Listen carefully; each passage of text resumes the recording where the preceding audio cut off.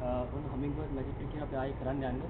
උන් ගොඩක් ආසම මැජික් එක එක. ඉතින් ආයෙ perform කරන්න යන්න ඔයගොල්ලන් ඉඳලා.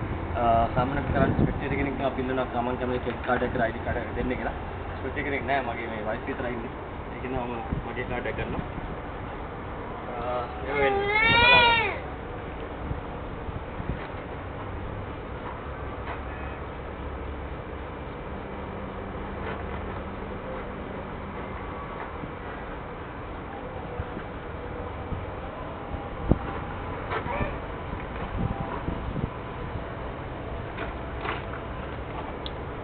Well, magic trick.